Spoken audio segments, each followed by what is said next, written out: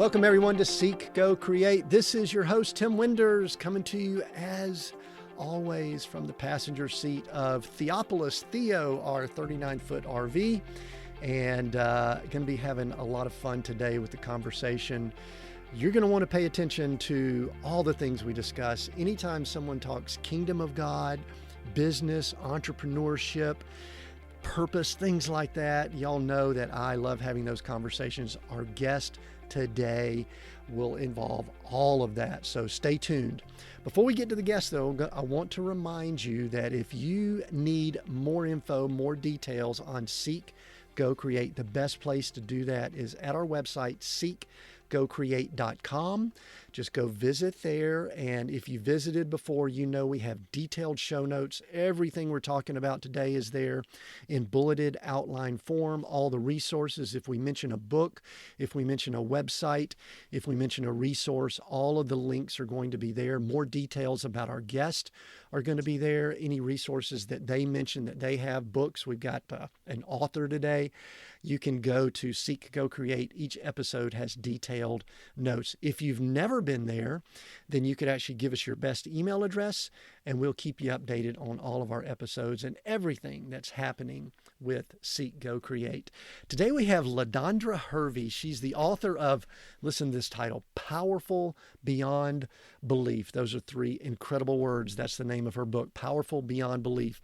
It's written with Christian women in mind, offering a biblically based framework, but it applies to every woman who longs to become a small business owner. Before I bring her on in the first question, I want to say, guys, do not tune out of this episode.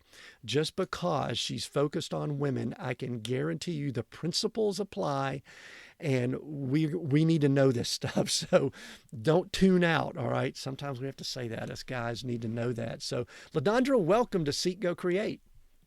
Thank you, Tim, for having me, and thank you for that wonderful introduction. I'm so happy to be here at the Seek, Go, Create Network.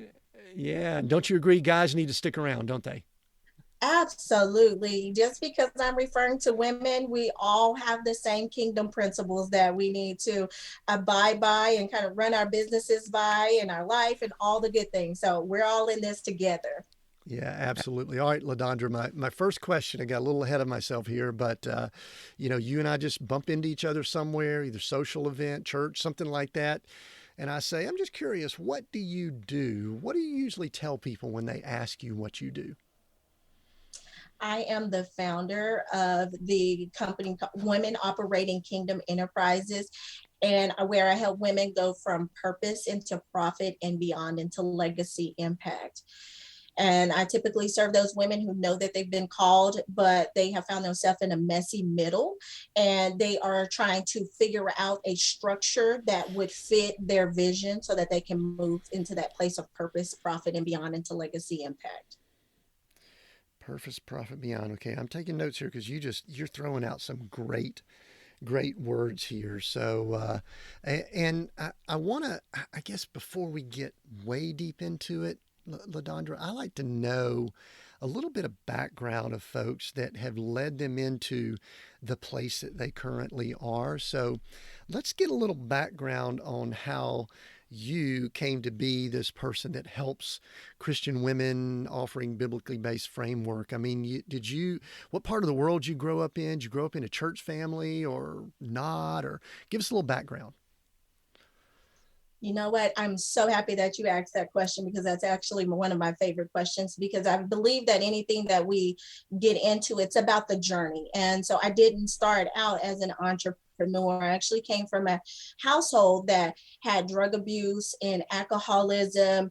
And these would be some of the people that I would consider as my superheroes. My mother and her brothers and sisters, which I consider my bruncles. I call her brothers my bruncles because we're a close-knit family. So it's like uncle and brothers. And so me being the oldest grandchild or niece and all of that, during those times where I would see my family members go through these hard transitions and going in and out of prison, it would be my responsibility to step up and help around the household and raise my other siblings and cousins that were, so my grandmother had 7 children, and then after those 7 children, then we had 7 grandchildren that was in the household, and I was the oldest of those. And so I remember early on in my life, I would say, you know, well, who would my family be if they knew who they were? Because I just, in my eyes, they were powerful. Like they were so knowledgeable. They had so much wisdom, and just like all of this. And I'm like, well, you know what? Because I'm real feisty. I was like, well, if they won't use it, I will. And I just made this commitment inside that, you know, I'm going to break the generational cycle. And I didn't know what that was going to look like, but I knew that I wanted to be my own boss. Cause again, a little feisty. And I'm like, I want to be my own boss. I want to do my own thing. And so I thought that that would come in the form of an attorney, because one of my uncles, he had got locked up in prison for a long time. And I was like, okay, I'm going to get him out of prison. And so I had started early on and taking steps there, and I started working in a law office, and I'm like, yeah, that's not for me. But and I knew that it still was entrepreneurial like, but it just wasn't my calling. But one thing that I did realize is I started to pay attention to different things as I was walking the journey and figuring things out. And so I realized that I was really great at encouragement. It didn't matter how old they were, people who were calling in. And I remember the attorneys like, you know, LaDondra, you can't be on the phone encouraging people like and all these things. And I'm like, well, you're not doing it. This is what I'm thinking in my head. I didn't say it. I'm like, well, you're not doing it. You're on a golf course. They're going through this divorce, and they're really like struggling, and they have all this pain that's going on. And so I continued on my journey, and I just feel like my journey was a journey of self-discovery, where I had to just kind of course correct, keep going, try on some things. And so I finally got into the business area. And as I got into the business arena, I started to realize that there was a lot that was happening that was not godly. And we was like a lot of tarot card readings and a lot of these weird spiritual things. And like I tried to find a place to fit, and I just couldn't find that place where I would fit from a Christian business owner perspective. And I just kind of started feeling these feelings that just wouldn't go away, that like you gotta do something about this. We gotta create something. And I'm like, Lord, who am I? Like I started to feel like Moses, like, who am I? Like I'm little LaDondra. That's how I really felt. I'm like, I'm little LaDondra. I'm not a minister. Like I haven't went to like theology. Like what am I going to do with this? And, you know, it wasn't until I finally started to surrender to God's voice instead of my voice and what I felt like I could control. It wasn't until then that I really just started to break through and start to find fulfillment and started to find my place in what I was supposed to be doing and how I supposed to be serving business owners according to God's will. And so since then, just been helping women to go from that place of purpose, because what purpose, we need that. Like if you don't have purpose, then what do you have? Why are you working?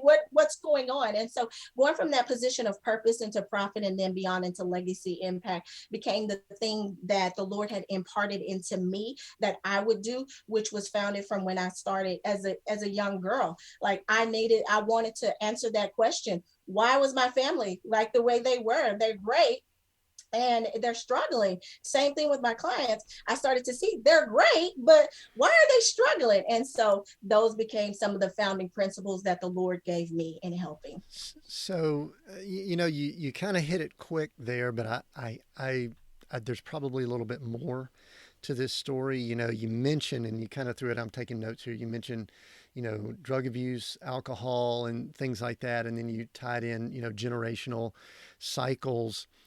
Where did you grow up? And tell me about the spiritual tone that you had. Were y'all and just so you know, just because people go to church, I don't necessarily mean they have a spiritual relationship. Yeah, You know, that don't mean they're the kingdom of God. You know, absolutely. but what part of the world did you grow up in? And tell me a little bit about the spiritual aspect of your family and growing up. Well, I grew up in Texas, and we were a small town in West Texas, kind of where, like between Lubbock, Plainview, so between Lubbock and Amarillo, really small country town. And I say I'm a country girl, but I'm a country city girl because I'm scary anyway of animals and stuff. But I grew up there, and the tone of our house, I would say that my grandmother was really spiritually grounded. From as long as I can remember, like I went to church. Like a lady just asked me about my journey today. It's weird that we're talking about this right now. And I was just telling her that I just remember just from just being a little girl that my grandmother going to garage sales and getting me dresses to go to church. If there was one thing that I was going to do, is I was going to be at church.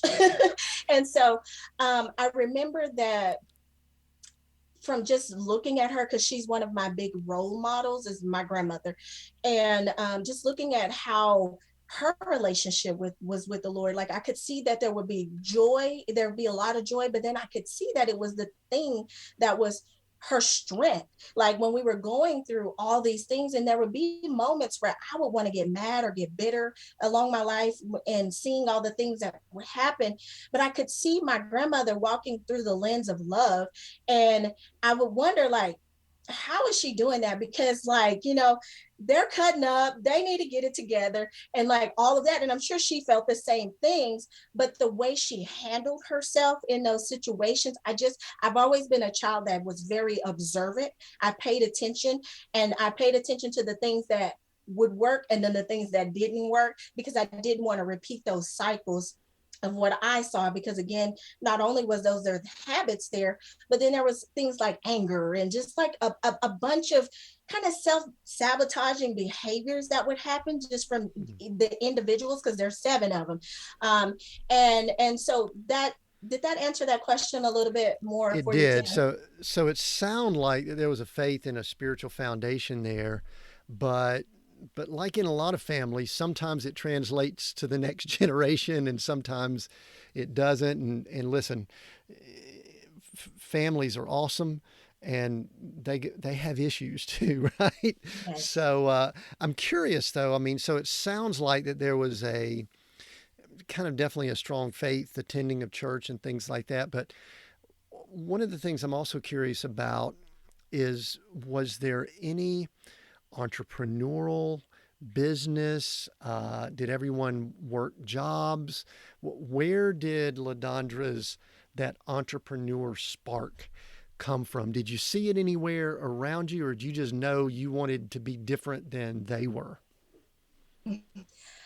I would say it's a combination of both. So the reason why I'm smiling, for those of you who can see me, is that I saw entrepreneurial journeys the wrong way. So my great grandmother was a bootlegger, and then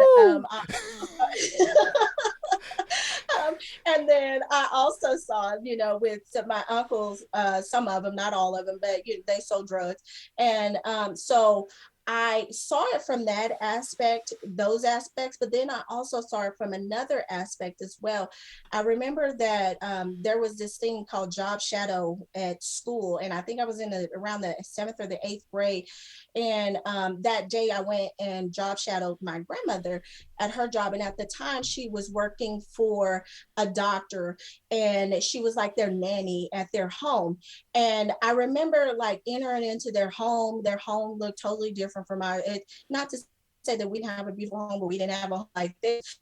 And so I remember entering into their home and seeing all these things that I would like, right? And so as I entered in that home, I remember my grandmother going about her day being the nanny and doing the cleaning and all of the things. And I was just walking around and just looking and just taking it in, because again, I'm an observant child.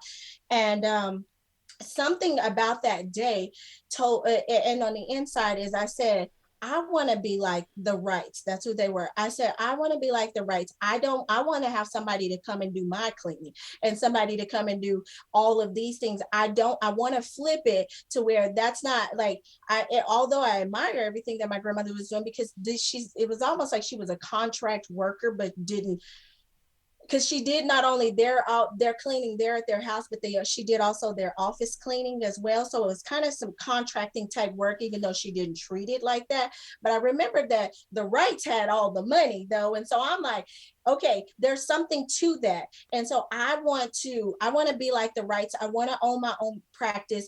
I don't know what I'm going to practice, but I do know that I want to be my own boss and own my own practice. And so between those and seeing the freedom that they had and the lifestyle that they had, and then even with the wrong examples with how with my great grandmother, although she and my uncles like that, although they did what they did, it was a freedom almost to how they were doing. They never had to clock in or do anything like that. But then one of my uncles was really, really smart with his money and how he applied different business principles, which again, even wrong way, I took those principles and used those in the right way. And it really created like this foundation on the inside of me, and like how he handled money and how he thought about things and delayed gratification and different things like that. And so those are the examples that really ignited that entrepreneurial spirit for me. You know, it's fascinating. I don't think we're condoning bootlegging or selling drugs, but yet we can see those. You know, I know we're stretching a little bit. That's an entrepreneurial mindset. That's someone who's working within an area that they're in, and you know, we don't want to judge people, but they could have been thinking that was their only options at the time or something like that. But it is interesting how you took some of that and have taken it. I mean, listen, you know, people that are entrepreneurs, we typically have to go through a hustle and work and, you know, stay up late hours and all that. And I'm sure all that was part of that. So I do find it interesting, and I don't want to talk much about it, but it's interesting that you kind of went into law. But it seemed to me like there was a little bit of a justice kind of, you wanted to right some wrongs with that. I mean, and you mentioned an uncle in prison. Was it a wrongful imprisoning, or this is like the question for people in prison. Almost everybody in prison says they shouldn't be there, but Yes. yet, or was it just something that you saw that legal process and you said, this is an area that I could do some good in? Yes, so it's a little bit of both. In that particular one, in West Texas, there was a lot of racism type thing, and so there was even a case that was called like the Winter Slam, and so there was a lot of people within that particular case that they did a small crime, but they had a heinous time that they were sentenced for that crime, and so for that, there was some, I would say, retribution of the case or whatever, where people were able to get out, but they had already spent 10, 12, 20 years in prison before they got any justice. And I know that like my uncle, he had like a small possession of drugs, and the time for the crime was not supposed to be that long according to law, but how it was given to him, it was like they threw the book at him and he got like 99 years. And so for me, I was like, that just made no sense. And I was angry on the inside. And I'm like, you know, I feel like my uncle, his name was Steve, because now he's no longer with us. He got out and wasn't able to navigate life because he was institutionalized, and he just no longer with us. And so anyways, then we so for that, I was just like, they took his life, and like I feel like that he should do the time for the crime that he committed, but not that much time, because that wasn't justice. And so for me, I wanted to do something, and I thought that if I could be a lawyer or an attorney, I could be the one to be the solution to that problem, but I wasn't called to do that. Yeah, that's a tough system and tough to do. So, you know, you brought this up. So I sometimes like for us to have some deeper conversations here at Seek, Go, Create, and listen. We could sit here and talk about the different ways that we each grew up, but you know, you brought up West Texas. There's, you know, a racist element. I grew up in the Deep South, so. While I didn't live it myself because of color of my skin and things like that, I'm sure that it exists. And you know, here's what I pick up. I do not pick up any victim mindset in the tone of your voice, But yet, sometimes people that have had to overcome some difficult things, race, where they were raised, whatever, we could kind of, socioeconomic things like that, they kind of have a little bit of that. Can you talk about why it is you don't seem to have that tone and maybe encourage people that do on how they could overcome that? Does that question make sense? That question makes perfect sense, and I hadn't been asked that question before. So let me kind of think about it. I would say that you are right. I don't have a victim mentality, and I would say that part of not having that victim mentality is because it's so deeply rooted on the inside of me that I want to break that generational cycle, and I've done it in so many ways already.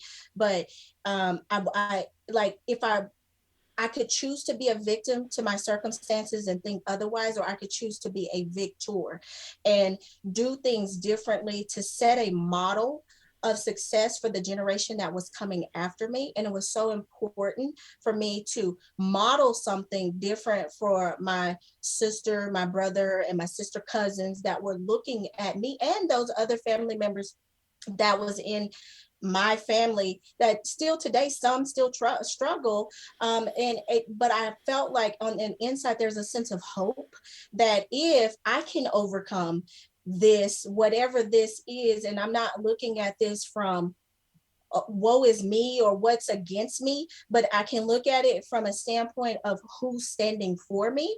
And with Christ, that nothing is impossible. Like people can say and do and try to put strains on me all they want to, but God has the final say. And so I'm gonna be all that I can be. I'm gonna do all that I can do.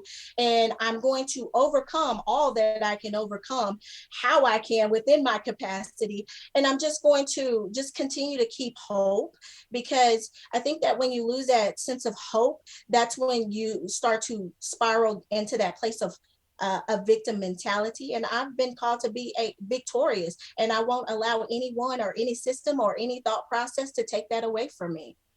Yeah, I love that mindset. And then while you were talking, I wrote down the women operating kingdom enterprises on my notepad here, and I circled kingdom because, LaDondra, what you really described to me is the mindset of people that understand their positioning within the kingdom of God. Talk to us a little bit, because you use the word kingdom in a lot of things you have, a lot of your on your website and other places like that. And we'll include links for everybody so they can go find you in all those places. But why don't you talk to me about the kingdom? Kingdom, when you talk about it, I mean, that's kind of a church word that some people use and throw around. Some people don't understand it. I don't know that we fully grasp it, but maybe define it for someone who's going, what does she mean by kingdom? And why is Tim bringing that in now when she's speaking in such a bold and confident way that she is?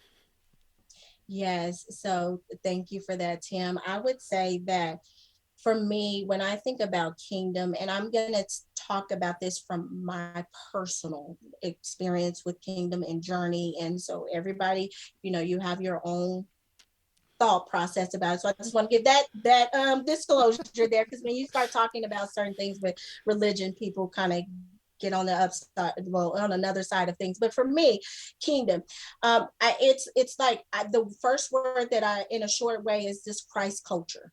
And so for me, when I think about Christ culture, that's establishing a culture that is surrounded with love. Like love is the foundation of everything. And, whether that is establishing love in your relationship, that's loving your business, loving yourself. How can you be a successful entrepreneur if there's no love? And the inside of you, to love yourself enough to answer your call, love yourself enough to be who God has called you to be, love people enough to step into that call to serve, be that vessel, to be that light, to be that answer, that solution to the problems that you were destined to solve. Love for, I think of it as, when I think of kingdom, I think of a Christ culture of love. and using that to affect change and to conquer worldly conformity in a way that, where the world is doing things this way. What is the God's way for this? What is the biblical way for this? How can, because the Bible tells us to be renewed in our mind.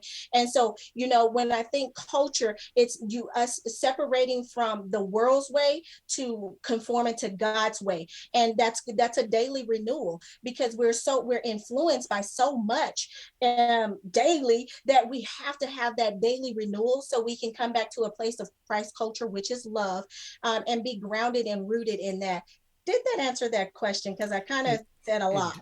It did, yeah. And I'm sorry I kind of hit you with something a little bit deep, but here's what I just heard you say, because I piggyback that for a very specific reason on top of the question about you overcoming a mindset that could have led to a victim. There are no victims in God's kingdom. There are only victors. And all I heard you saying, every word was laced with victor, and there was no victim. And that's the difference between kingdom of God and the world system. Or you might, if people hang out with me long enough, they'll hear the word Babylon. That's Babylon.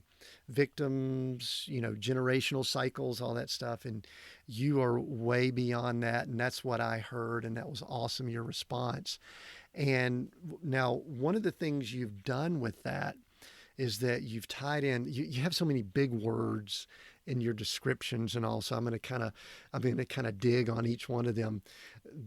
We talked kingdom, but then there's this word legacy that you use, and you used it kind of in contrast with what you've said twice already, which is generational cycles. So I think you could tell we're kind of building on some cool stuff, and we're going to get to some business principles and, what women need to do as entrepreneurs in just a little while, maybe with more practical stuff. But I think this is foundational. Talk to me about, now that we've talked about victor and, kingdom of God versus the world, legacy and generational cycles. Why is that such a big word for you, and how does it tie into the conversation we're having here? When I think about the word legacy, I think about it being the daily decisions that we make, the daily decisions that we choose to make. Because a lot of times we want to think of legacy as something that's so far out there. And what I found is that legacy, it starts with the daily choices that we make. And that legacy could be a choice in a negative direction, or it could be a choice in the positive direction. There was, obviously, from my testimony, there was a lot of choices that were made from a legacy that was a negative legacy that was being imparted there. But even then, I won't, because I don't want to put my family in a negative light, because I would say that my family is foundational to who I am. And they did a lot of imparting Christian values and relational values with Christ in me. That's why I am who I am today.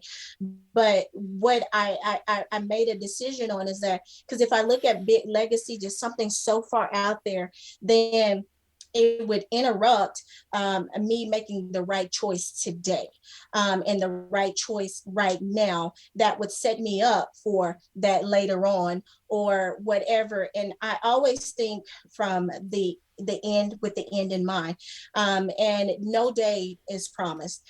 And so if I think about what all can I do today, this one day that would make that legacy impact, or that decision that would outlive me, or that I could sow into my children, or I could sow into the people that I'm serving, or whatever the case is there. And so I would say that legacy is it's really important to me, because I feel like, again, it's that thing that you're doing daily over time that multiplies into that thing that we are about when we transition to heaven. And it's like, well, she did like all these many things. Well, those many things were created daily decisions over time, daily mindset shifts, like we're talking about, from victim to victor. Like I could have chose the opposite, but I chose differently, because I needed that to be, again, for my children. Like when I'm having that conversation with them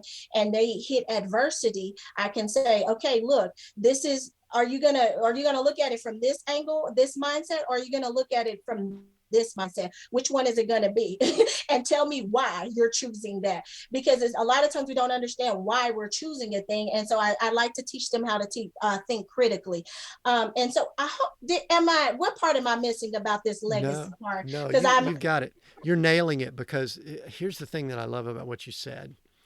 And I actually thought back to an old interview that we did that I'll share a little bit about it, because it really highlighted to me the differences between some generations about how people look at things. But I love that you kind of broke it down to a daily thing, daily choices. And I'll go back to what you said earlier. That's not a victim, a victor. A victim says it doesn't matter what I do. I could just do whatever because this is my lot in life and I can't change it or impact it.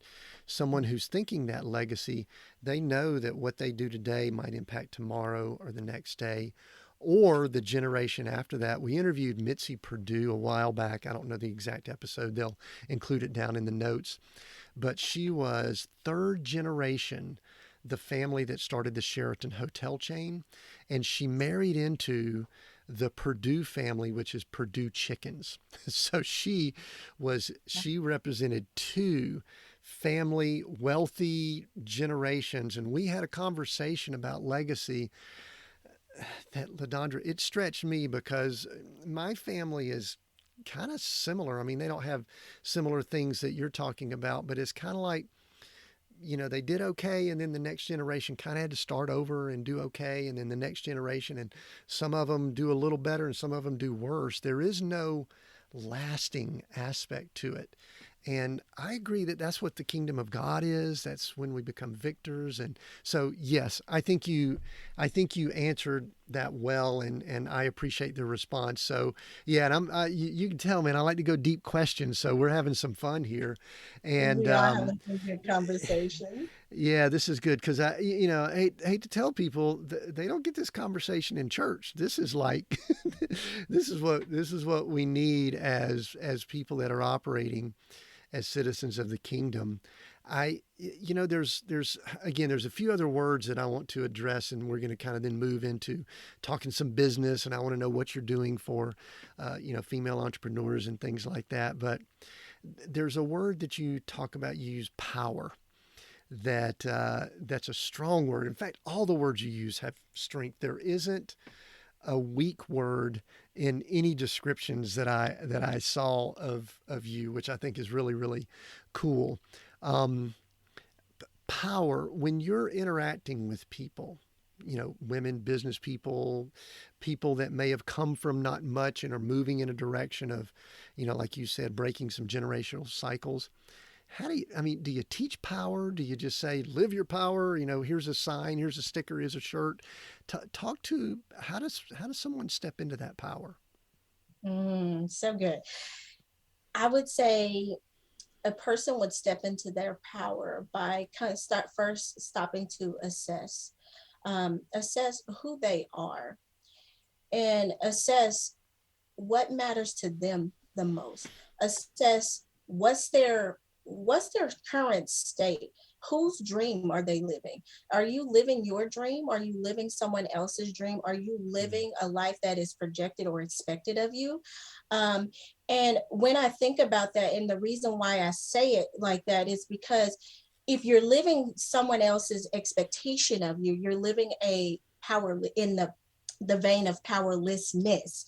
But then when you're actually taking the time to assess where you are, what matters to you, what does success looks like for you, and you have a clear definition of that, then you're starting to step into a position of where you understand what power is starting to look like.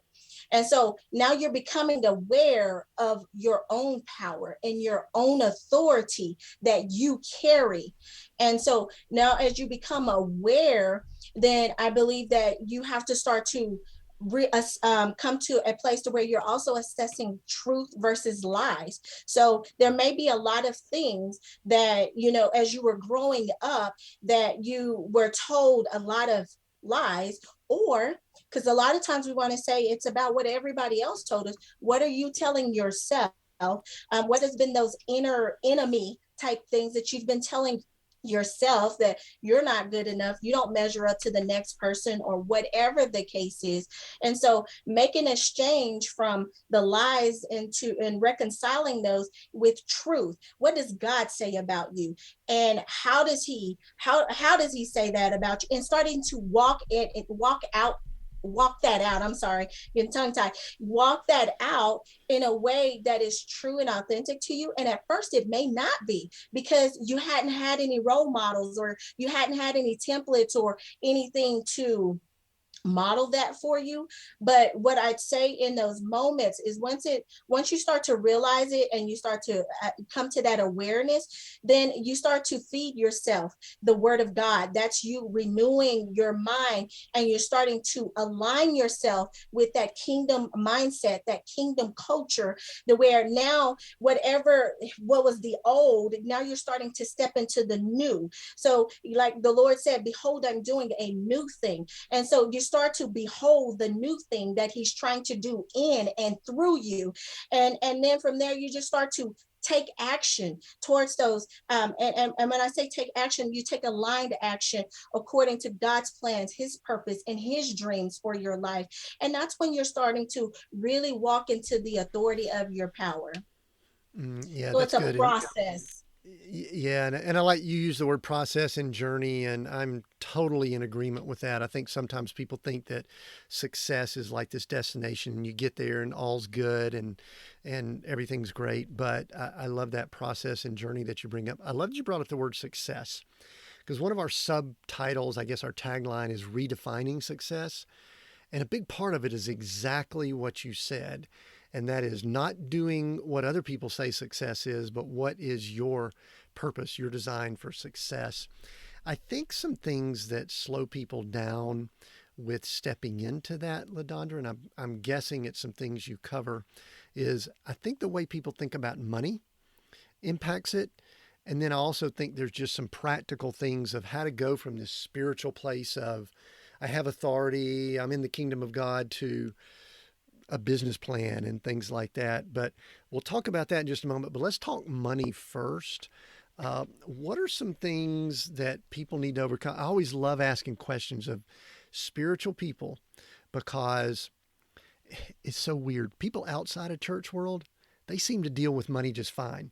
People inside church world, we get all weird and can't deal with money and filthy lucre, and we misquote scriptures and all this kind of stuff. So talk a little bit about your history with the tapes you have in your head about money, and then what you see with some of the entrepreneurs and the business people that you interact with that they have to overcome. Because I think that's one of the biggest things many of us have to overcome, is what our thoughts are about money. Share with us about that.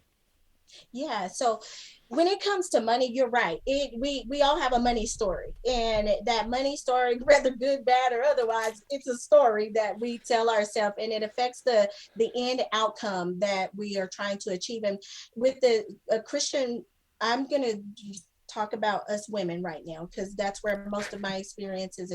So with us Christian women entrepreneurs, we hoard a lot of emotional baggage when it comes to money. And it's almost like if either I'm doing good, if I don't, sometimes it's some weird stuff.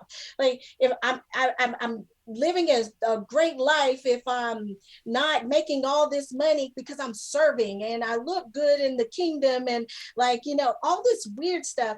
And so it's like, okay, sis, well, we were called to well, not called, but with one of our kingdom principles is to tithe. How can you tithe off of nothing? Like, you serve, you have to serve to make money. And so when you make money, you can return that back to the kingdom. And then not only that, if we are advancing God's kingdom, we need to have money to do that. Like, it doesn't, how are we going to do it? Like, to live and survive, we have to have the money to be able to advance his kingdom, whether it's starting that nonprofit or giving to the orphans or whatever your cause is that's important to you. And so we have to get rid of that emotional baggage and that guilt of feeling like making money is bad, because making money is not a bad thing, or getting rid of that mentality of, if it's not given to me, like through corporate means, like I went and got a paycheck, but then that part is okay. But then when I get out on my entrepreneurial journey, and I go to ask for money, there's like all this stuff. They're going to think that I'm taking away from them. What do you mean you're taking away? That's a scarcity mindset, because there's an abundance of money out there. And so if you're making an exchange of value. And so it's like, we got to make a shift from I'm taking to there's an exchange of value of them getting something that they need and want. And so I feel like, and even with my own personal journey, because you asked about my personal journey as well, for me, it was a lot of emotional things going on as well. But I would say mine was more on a performance behavior. I felt like I fell in a trap of trying to perform to get to the success and the money that I was desiring. And I had to step back from that, and because it was causing me to get to a place of conformity and unfulfillment, where I was doing things that didn't even fit my values. Now, I wasn't doing anything bad, but I wasn't doing things that was fulfilling to me either.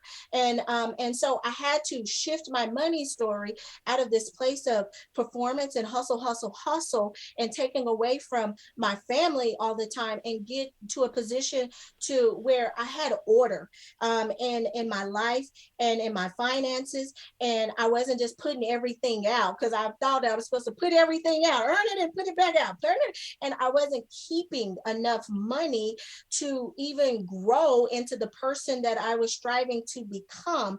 And I thought I was doing a good thing, but I was actually taking away a lot of money from my family, my personal family, and in this hustle and performance trap that I was in, until I slowed it down and got back to a place of rootedness and groundedness to really understand and discern where I was going, why I'm going this way, and what system is really going to get me there without me trying to fit into somebody else's model for success or all of that. Does that make sense as far as what I'm No, explaining from a money yeah, it perspective? absolutely does. And I love how you finish it up. And that is not wanting to fit into someone else's model for success. That's part of the reason why we have this redefined success, because I believe that the hindrance that most people have, especially now with social media and all that we have in the world, is they look at other people and that's their model for success, instead of what is my purpose here on this earth, and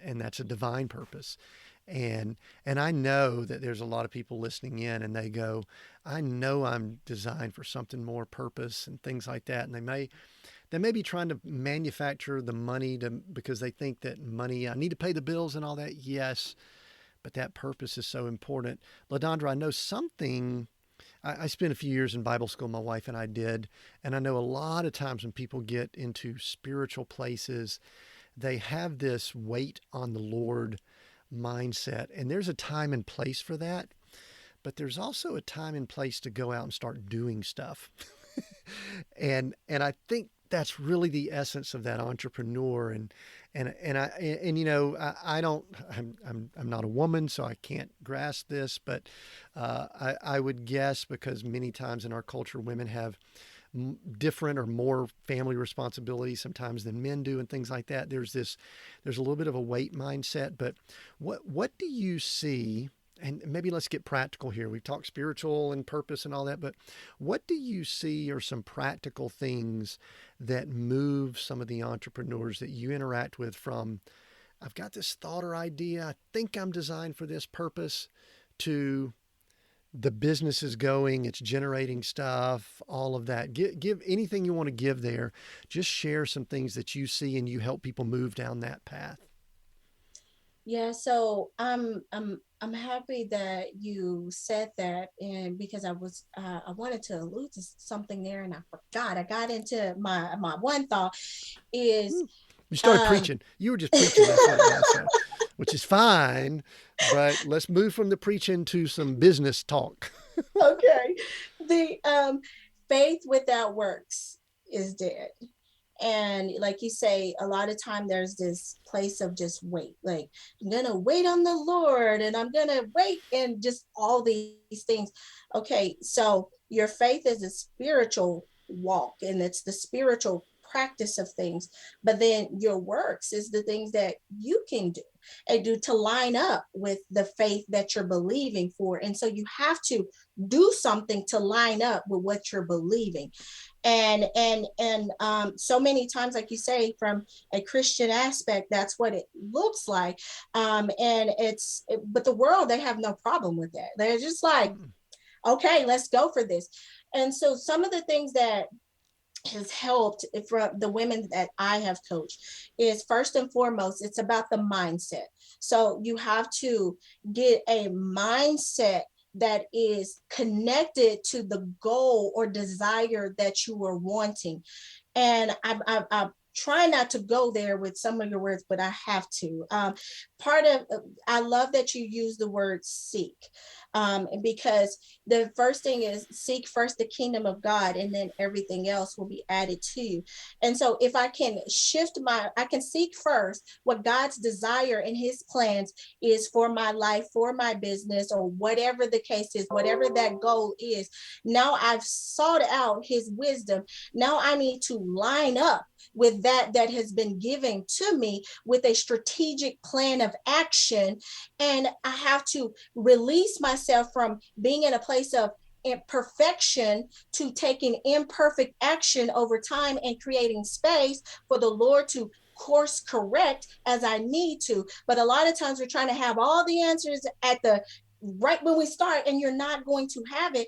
And that's why it's like, order my steps and direct my path. Order my steps. Let me take one step at a time. And as I take that step, then the next will be illuminated to me. And so you have to not only get a mindset that aligns with God's will, his purpose, and his plans for you.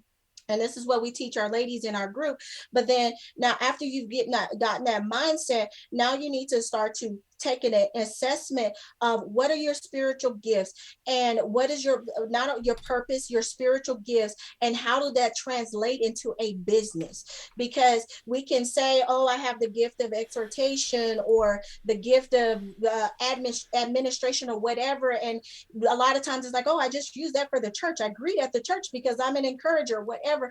How that God didn't just give you that to use it in a church. Your gifts are to be used outside of those walls. It's to build up the kingdom. The kingdom is not just in the church. The kingdom is all around us. And so how does that translate into your business? So, okay, if you've been given the gift of exhortation, how does that play out into a business? And then if we understand how that plays out into a business, how can I create a business model that's going to support the vision that I've laid out there? And then start taking the actions, because then we'll have a lot of people have the plan, but then now they don't want to go take the action because fear is in the way. Well, am I good enough? I'm imposter. I'm comparing myself. Let's go take those imperfect steps. Because so I like that you like create. So let's go create something. Let's go do something, and then and allow that space for the Lord to course correct. Yeah, that's good. And I love how you brought in Seek, Go, Create. That's cool there. What a lot of people do, and this goes back to the victor and victim that you brought up earlier. There's a lot of people that are from that spiritual mindset that they believe if they just put forth a little bit of effort and, they're part of God's kingdom, that they're going to get a lot. Let me see how to word this, because there's some spiritual truth to multiplication. However, I run across some people of the spiritual background that we have that they believe that they are extra special and that they're going to do less work but get more results than other people that are putting in a lot of work. Talk a little bit about work. You already mentioned faith without works, but I think a lot of people, once they get going with this, they have this mindset. They may not be victims to begin with, but then they think they got all this stuff that's going to come. Talk about the actual work of an entrepreneur, especially maybe from your personal journey, because there are a lot of people that if they've just worked a job, never gone out and done their own thing, they don't understand the level of activity involved. Talk a little bit about that. Okay, so the first thing is that we all have to work, and when we think about biblical principle, it tells us, and I'm not going to quote this verbatim, but you sow sparingly, you reap sparingly. And so if you sow into your daily work life sparingly, guess what you're going to reap? You're going to reap sparingly, financially or relationally, and all the other things that's required to create a sustainable, successful business. And so there is no special person. God is not a respecter of people. You work to get a profit. And so the journey to entrepreneurship, like I say, it's not a game. It's not a joke. And you have to be ready. It's not for the faint of heart. And so you need to be willing and ready to do the hard work. And the hard work is not only the hard work laborious, but it's the heart work that's necessary as well for you to truly navigate the adversities that's going to come to you when you're rejected and making those sales calls, or when you're going year in, year out, and you're not making the profit that you thought that you were going to be making. Because see, we have our plans and we think, oh, okay, in a year or two. No, ma'am, no, sir. I know that the world likes to glorify success, that you're going to get this multi-million-dollar business in 90 days. That is a lie. That does not happen for the majority of people. It's going to take some grit, some hard work, and you're going to have to be willing to go through the process. And I would say I know that we're from two different generations, but I know for my generation is more like, okay, it's they want to try to avoid the process. And any business journey, any journey, even marriage. I've been married to my husband now 17 years, and that's a process, and it's hard work that we have to do every single day. And so when I think about business, I think about once we talked about having that plan. You got to have the plan, but then now I want to say this when I go with the plan, count up the cost before you build. You need to count up the emotional costs, you need to count up the financial costs, you need to count up the relational costs, you need to count up all the costs. And as you count up those costs, now you have to be willing to walk that out. You build up whatever you're building. You got to be willing to put your hands to the plow, to do the work, to make those sales calls, to show up for that live, to show up on that podcast, to get beyond your own fears. Because just because it's fearful, it doesn't mean that you're not supposed to do it. I remember Paul called Timothy out and was like, you're being a coward. Like God didn't give us a spirit of cowardice. He gave us a spirit of love, power, and a sound mind. So yes, it may be scary for you to make that sales call, but I'm going to need you to get up and to make that sales call. And eventually over time, you're going to start to find the confidence that you need to make those sales calls, and you're going to get a little bit more clear on what your prospect on the other end is needing, so you can close that sale. And so you got to do the work. It's not going to come easy. You're going to have to get beyond those rejections and all the other things to really be successful in your business. Yeah, and then I loved how you gracefully called me out for being much older than you by saying I'm in a different generation. Thanks you did it in such a graceful way. Thank you. But I think generational mindset. I mean, I'm the tail end of the baby boomers, and we kind of had this kind of weird thought about work that we just work, we just do it, work. And generations coming along now, there's a different thought about it. So there are these generational things. I don't want to go into that here at this point, though. There's a couple questions I want to get before we start wrapping up. You have this organization that it's interesting. I first saw woke, and woke has a lot of connotations in our culture right now. But then I didn't realize for a while that it was an acronym for women operating kingdom. I think enterprises is what it said. Yes. And tell me a little bit about that organization. What is it like? What do y'all do there? And I may have a few follow up questions there, and then I want to ask you about your book before we finish up here.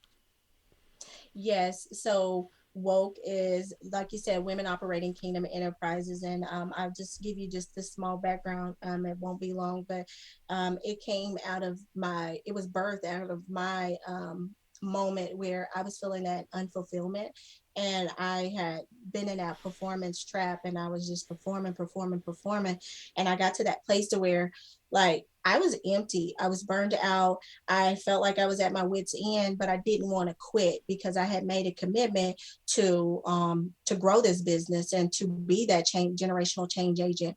And so I finally slowed down and I said, God, you have to help me. You have to help me. And what I realized is I was on a walk, and I didn't expect this. I don't like crying in public. I'm walking, and then I'm crying, but I found me a little secret place over there while I off the path in my walk. And so, he was talking to me, and he said, have you fully surrendered your business over to me, or are you trying to make this work? And I just paused, and I was like, I've been like, I pray and I thought, and I'm praying and I'm doing, but it was like as if I was using Christ as a resource instead of the source. And so I had to get to the point to where I surrendered my will for his will, and my plans for his plans, and stop trying to make things work according to the world's way and start to line up with the word's way. And it contradicted everything that I had been taught in the success books. And it was kind of hard because I'm like, well, how am I going to survive? Like it caused me to have to release some things that I thought that would be important to my success. And when I started I came to a truth with that. He said, I started to just kind of get to that place to where, okay, I'm starting to understand. And as I started to understand, it was like he started to fill me up, and I just started to feel this joy. I don't even know why I was feeling this joy. I just was feeling this joy. And so before I knew it, I blurted out, Lord, I just want to be woke. And I was like, what does that even mean? Like, I don't know. Like, and so I said, Holy Spirit, what does that even mean? And so it was to become alive to your way, and to become awake to your will, to your purpose, and to your plans. And so I was like, okay, so can you show me what woke means? Like, because I kept going a little bit deeper and a little bit deeper. And so I saw the words women operating kingdom enterprises like flash before my eyes. I was like, oh, that's so cool. Now, mind you, these are not my ideas. These are not my plans or anything. And so I was like, okay, that's great. And I got excited about working my plan and how he gave it to me. And he said, now I want you to do that not only for you, but I want you to help other women to break their generational cycle. And I want you to help them to become woke. And so what that looked like is over time, I had took a sabbatical away. And that's where I came up with helping them go from a position of purpose, where you really stop to understand what is your purpose, what are your gifts, what are your talents, what are the things that you were uniquely called to do, how to walk that out. And then into profit, where we get away from all that money had trash, and we get away from the things that is robbing us of the abundance that we're trying to create in our business financially, because abundance is a lot of things. It's not just a financial thing. So how can we get to in a position for that? And then now after we do that, then we walking into that place of legacy. That's with our team. That's in our leadership. That's in the decisions that we're making for our future. Do we want to sell our company? Do we not want to sell our company? Are we giving it and gifting it to our kids? So we start to think a little bit further sighted, so that we can start to create that legacy that we truly want to establish. So this is like a community. Give me a profile. I mean, I know it's obviously directed towards women. That's in the name, but and they have some type of a business slant. But are these people that have the thought of an idea? They're already running companies, or give me a. And I know you welcome a lot of people in, but what's a basic profile if someone's listening and going, "Ooh, that sounds kind of cool." How would they know if they're a fit for that? The women who are typically we coach, they have been in their business 1 to 5 years, and so they know that they have a business, they have a business idea. They've tried some things, and those things are not working how they thought that it was going to work, and they found that themselves in that messy middle where it's like, what do I do from here? I've tried everything, I've read all the books, and it's still not working. And so they would know that they would be a fit for our community, because it is a community, like you said, of like-minded believers who are doing life and business together. And so they know they are fit if they're in that 1 to 5 year place, and then they have been trying. You've been trying to do all the things, and some of them are working and some of them are not. You're not being profitable, and you're probably about on that brink of wanting to give up. But I just want to give you encouragement. Please don't give up. Please don't give up. Stop, slow it down, and get to the feet of the Father and get some help and support. I don't care if that's with me, Tim, whoever, but don't give up unless the Lord gives you clearance to give up on. I'd like to release you to something else. But that is the profile of the people that we serve, the women I, that we serve. I like that time frame that you mentioned, that 1 to 5 years, because many times people look at entrepreneurs, business owners as kind of lone rangers. And what you just spoke to, I think, is a powerful principle, and that is the community. Listen, if somebody thinks they're going to do it by themselves, and one of the best statements you made was a little while ago. You said people using Jesus as a resource, not the source, because the Lord spoke to me years ago and said, I'm not an ATM machine. He speaks to me a little harsher than other people, but he says, I'm not an ATM machine. Stop going out and coming up with all these businesses and only reach out to me when you need help. And so I love what you said there. And part of the resource that I think the source gives us are communities like you're talking about. And so I love that. And I encourage anyone that might be feeling a little tug in their spirit right now to reach out. We'll make sure they have places they can connect with you. But I want to make sure before we finish up here, you wrote a book, Powerful Beyond Belief, which is more three big words. You just keep bringing the big words. But when did that come about? How did it come about? And tell us just a little bit about that. And then we'll start wrapping up here shortly.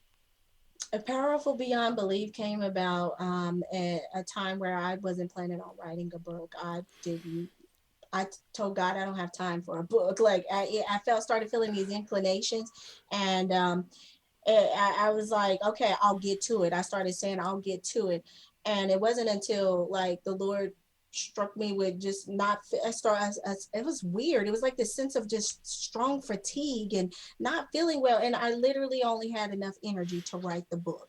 Like it was so weird, and like I could only find motivation and strength to write the book. I had to put everything else to the side. I guess I was being hard-headed for too long, so it came out of that place. And the from that moment, I just stopped and I paused and started the writing process. I really didn't know like what I was going to be writing about, what I was going to be doing really. As I slowed down, it was almost like, Tim, the words, they were there. Like I wrote my book in 90 days. And it was as if the Lord wrote through me. And so everything that I talked about when you asked me the question about power, those are all of those principles are in my book. When I talked about assess, where you are, and doing all, like figuring out what's truth, reconciling, and then coming into a place of alignment.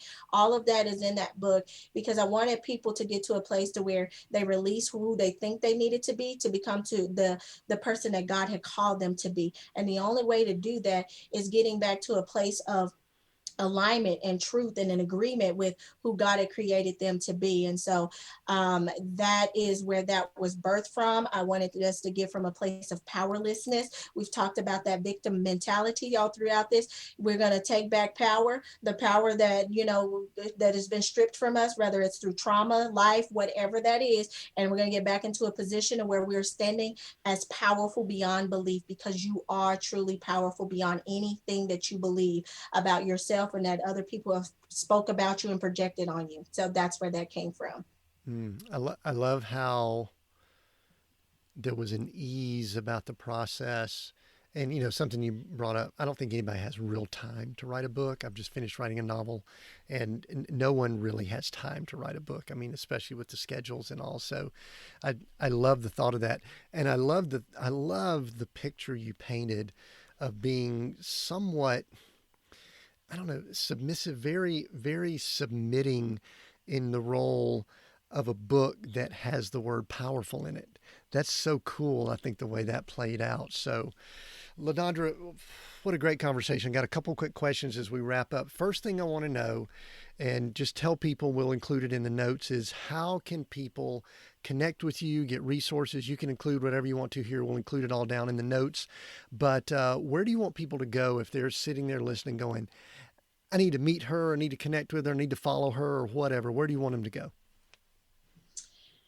The first thing that comes to mind, and I typically just say my website, but the first thing that comes to mind is that if you know that you are that woman who you've related to some of the things that we've talked about, you've been in this dark place, or you've been struggling and trying to figure out all the things, and you know that you've been called that to be the one to be the change agent in your family, whether it's your immediate family, your extended family, whatever that looks like, then reach out to me on Instagram, send me a DM, and let's just have a conversation. I'm about getting to know the people that I am called to serve or potentially called to serve. So just reach out, send me a message. I heard your interview and here's some things that came up for me. And we'll just have a conversation. Other resources is that you can visit my website at LaDondraHervey.com, and there's a free 50-day devotional there to help to encourage you along your journey, because there are a lot of highs and there's a lot of lows, and you need that encouragement to go along that particular journey. And the last thing is we have a free Facebook group community that we just started, and it is called We Are Doing Business, Women Entrepreneurs Doing Business God's Way. And that is where we are literally doing just that. And we're talking faith, family, business, productivity, leadership, all the things there, because we're more than just our businesses. So we talk about all the aspects there, and we're building community there. So if you know that you're ready for something more and you want to walk that out, then let's do it together in the free Facebook group. Excellent. Thanks for providing that for folks, and we'll make sure it's included so that people can just click on and go there. You and I can have conversation, I believe, all day long, but I want to wrap up here with the question that I ask, and that is, we are Seek, Go, Create. You did a great job of working Seek, Go, Create into our conversation that we had, but I'm going to make you pick one word here: seek, go, or create. Which one of those resonates or means the most to you right now, and why? And this is our final question. They're also juicy. They really are. I would say for me, though, I am that go-getter. I probably D personality on the disc. It's not probably the disc personality. Bottom line, go. And so mine is going to be seek, because I have to slow down very often and be like, let me stop and seek. Is this the will of God, or is this LaDondra doing what LaDondra want to do and what feels good to her? So I have to always stop and seek first the kingdom, and then realize everything else will be added to me. Yeah, love that. LaDondra, thank you so much for joining us on Seek, Go, Create. I knew I would enjoy this conversation, and I certainly did. If you've been listening in, I am confident that you have enjoyed this also. Big favor that I like to ask: share this episode with someone. Typically, when I'm listening to a podcast, there's somebody's name or a few names that pop into my head. And depending on the player you're listening on, if you're watching this on YouTube, it's pretty easy to share. There's usually a share button. Share it, share a clip, share the whole episode, let people listen in. That is the number one way that people get exposed to new podcasts and new places that they could gather information. So do that as a favor, because I know this message has meant something to you and most likely others. So please share it, and continue checking us out on all of our socials. We're Seek, Go, Create on all the social channels, and we're going to continue bringing you episodes just like this. They drop every Monday. Early Monday is when they go to YouTube, and they also go to your podcast area of choice. Thank you for joining us on Seek, Go, Create. Until next time, continue being all you were created to be.